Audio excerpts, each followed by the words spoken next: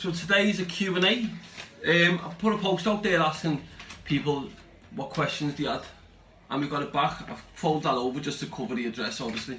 That's on an email, that, so for those that don't know, you can email, so email at prisoner.com, and then it's Sam Walker A7638AH. But yeah, so these are some questions. It's what we'll go through now, might as well, isn't it? I always like to get people on my social media involved, and I know you have a few little questions which you want to know. So, so some names I will include, some I won't. Let's see. So Mark V. Russell. Moving forward, do you have a date when you'll be back in society? Also, how long have they forecasted you for your stay? So the thing for that is, I don't have a date for my release, but it will be in March probably. Well, I'm pretty certain it's going to be March when my trial is. Yeah, so as I said, again, not guilty in March, and then I'll get out. I pleaded guilty to 3 kilograms of cannabis, which I am guilty of, but the poker money, I wasn't guilty of that. There's actually a report of some experts saying that it's half the size of a banknote, so it was never currency anyway, so it's, I'll get not guilty on that, I'm pretty certain. Let's see, how are you being treated in there by the screws? Do you know what, right, the screws are actually alright, most of them, I'd say 70%. It's the fucking small minority of little shitbags like the security department. These screws in the security department are fucking spineless, because what they do is they don't even work on the wing. So you come on the wing, search your cell, take your phone book or whatever, and then you fuck off. So they don't deal with the consequences. They leave it to the staff to deal with. They're fucking spineless. Obviously you have your knobhead little muppet staff, but every prison's got that. But in terms of how I'm being treated personally, by most of staff, okay, it's just the security department who are fucking spineless little shitbags. But yeah, other than that, it's, I'm in prison, aren't I? So I'm not really going to sit here complaining, but I'll criticise. There's a difference. Let's see, what's the food like, any perks, prison life, etc. Do you know what, the food isn't bad. People moan in prison about the food. You hear people saying, oh, the food's shit. Well lad, you're in fucking jail, what the fuck do you expect, you stupid bastard? You're hearing him like, you see a little fucking 8-stone smackhead, right, who's got no teeth in his mouth, going, oh, this food's terrible, and I'm thinking, lad, you're eating better in jail than you fucking ever have eaten outside, so don't fucking pull that one, you fucking divvy. Apologies for the language, but it's true, it winds me up, you know, when you see these people and you think, the worst thing is, we get fed better than British soldiers, right, and that shouldn't be happening. We're prisoners, regardless of where. It's not in my favour to actually say this, but it's true. We should not be getting fed better than British soldiers, but we do. So I can't complain about the food. Half the officers eat the food as well. Are you hitting the gym? There is no gym, you know. So all I've got to do is cell workouts every morning. I get up and do like 500 press-ups in the morning, but just in sets of like 50. Do my sit-ups and everything else, and then overnight I'll do a circuit as well. So that's just my thing every morning and evening, just to try and stay in shape a bit. But we haven't really been getting gym. So Shumare's Khan, if I've just pronounced your name wrong, sorry lad. Greetings Sam, great work staying in top shape and having a clear head in prison. In prison, in which the screws seem horrible, I'm looking at two years in prison for GBH. Let me tell you something, lad, if you're up for GBH, you're probably going to get a little bit longer than that. Expect about a 4. Can you tell me any forewarnings to help me stay on top of nasty screws and troublemakers? Hope you get released soon.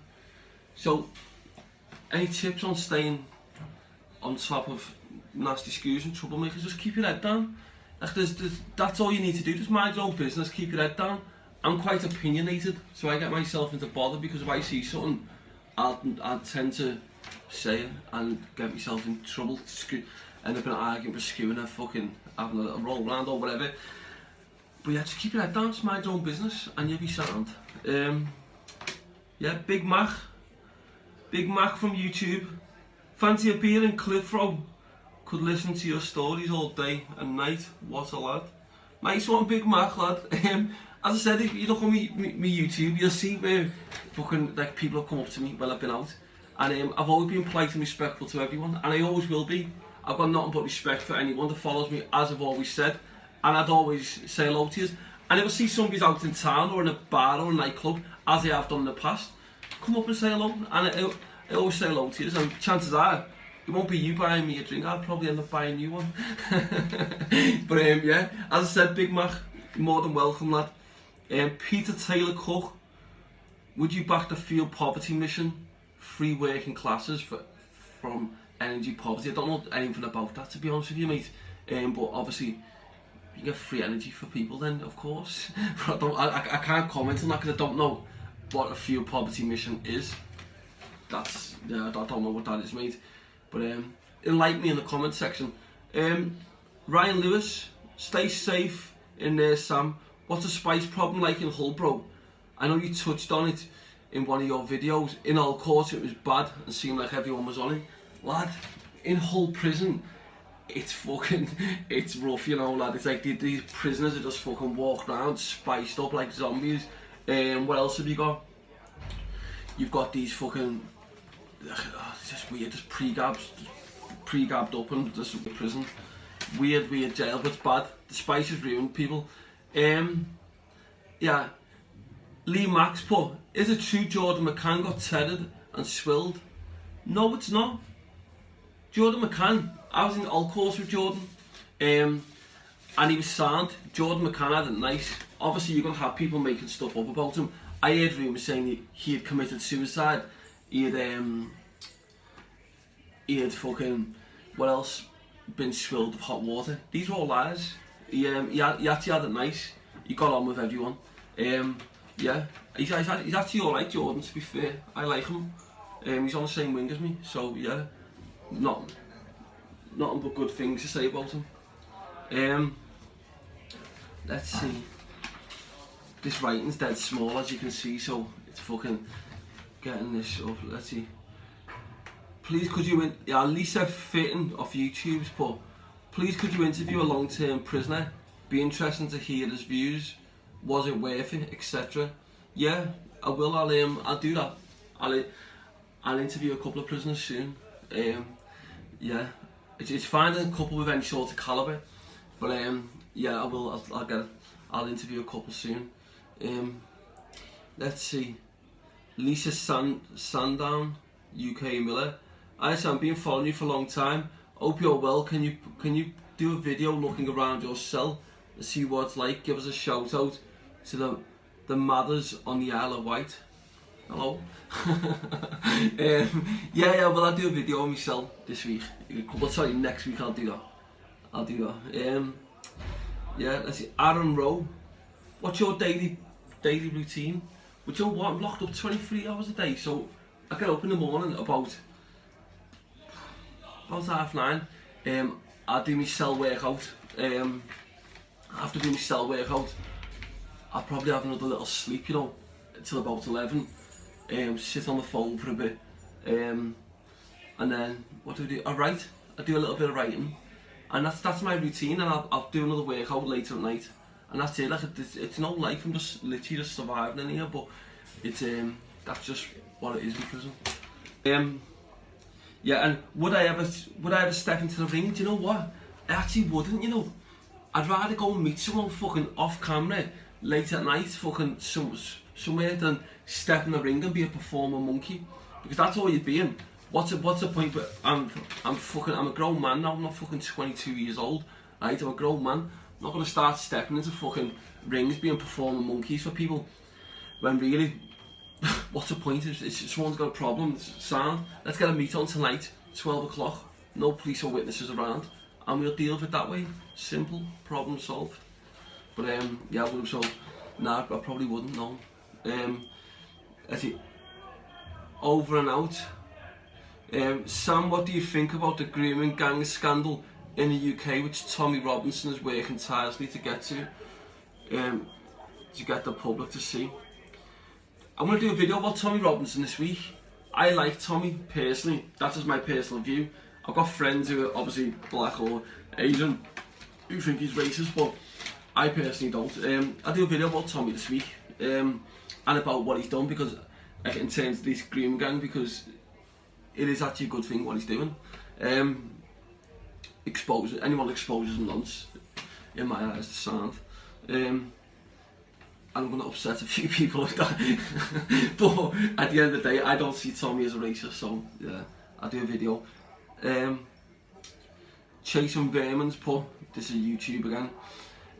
You go in the slums when you're out, bro? Yeah, I will be. I don't want to keep mentioning about the slums, because it's like I feel like I keep talking about it, but I haven't gone back over there anytime soon. I can't, so I just want to let my actions speak for themselves by just getting back over there. What's your happiest and saddest moment in the slums? My happiest moment was installing water in the slums for 3,000 people, as you've seen. My saddest moment was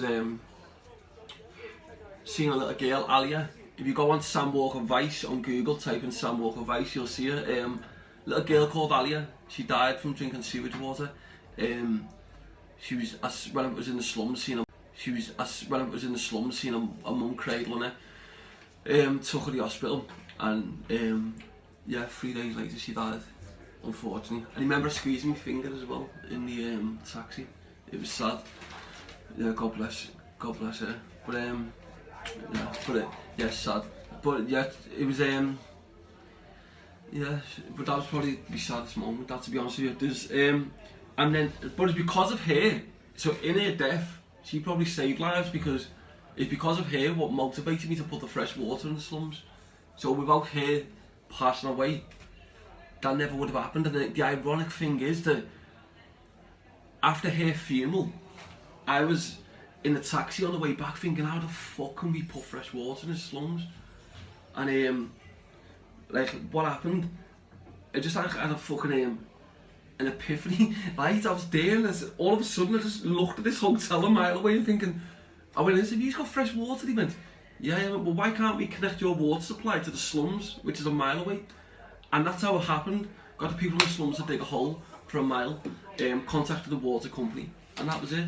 It was that simple. And that was because of Alia's death, why that happened. And the first people, as you see on my YouTube, the first people who are drinking that water is the people, her brother and sister. Sorry, I could hear a prison officer then. Let's see, I'm just looking now. Let's see, so what do you think of Liverpool rappers? Danny Hughes has said that. What do you think of Liverpool rappers? I think they're alright. I used to cringe at them, I won't lie, but when you look at them now, they've gone so much better, like over the past couple of years. Yeah, and here's the thing, like, I used to think all these fucking dickheads rapping. That's what I used to think. I even done a video about that, and then when I've had time to sit there and think, I thought, you know what? If these rappers can do something positive, even if you can't rap, so fucking what? Do you know what I mean? Like, this is my opinion's completely changed from when I was out, because I was like, all these fucking rappers popping up who can't even rap. But so what if you can't rap? If you're doing something positive in your room or wherever you are, and you're trying to make it like putting your feelings out on paper, then good on you. Do you know what I mean? Like this, and you're rapping, at least you're not fucking out there shooting people. Do you know what I mean? So it's a win-win. Just good on, just keep focusing on your music, even if you can't rap. Just fuck, because you could make songs for someone else. Simple. Do you know what I mean? So yeah, I actually think Liverpool rap's up and coming. It's definitely. Let's see. Why didn't you do any podcasts when you was out? The reason why I didn't is because these people that do podcasts, right? They're all desperate for followers. So like, they'll go on, like, for example, James English or whoever's podcast, hoping to get followers. But when they do get the followers, they've got no content, so they've got nothing to offer their new following. So they'll lose the followers, or they'll just fucking stay stagnant.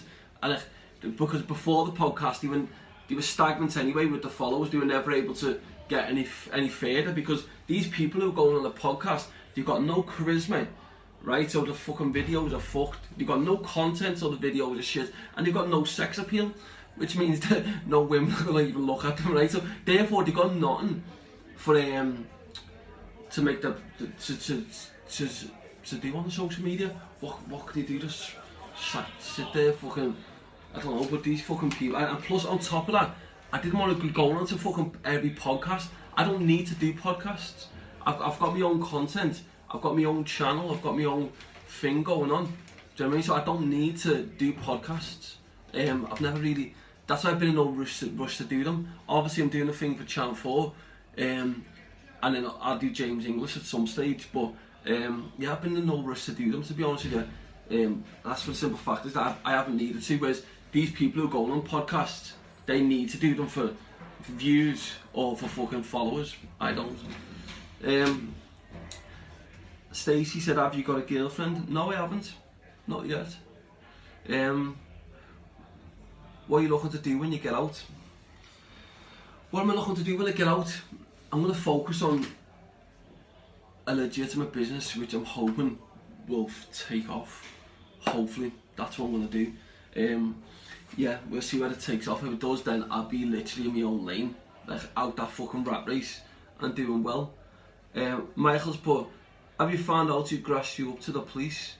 I think I already know grassed me up, to be honest with you. I can't be 100%, like a few people have contacted me saying it's so and so, it's this person. So yeah, I think I know who grassed me up. And the funny thing is, it's not even like another drug dealer, but it's but I don't know whether I can't be 100%. But a few people have mentioned the same person to me. So yeah, but as I said, until I'm 100% certain, I can't start throwing names about. UK lady on YouTube, last but not least. When are you looking at getting released? UK lady, I'm going to be getting released in March, hopefully. Getting released. I can't wait, you know, really can't. Just to get out of this oppressive environment. When you feel like a caged fucking monkey, you have to keep looking at the cell door to make sure no prison officers come in. Yeah, so I hopefully get out this March coming. Yeah. Anyway, that was just a short, well, I'll say short, it was 20 minutes though. But what I'm going to do another Q&A next week. That was just a rushed one in terms of the questions, because but we'll do another one next month. In a bit.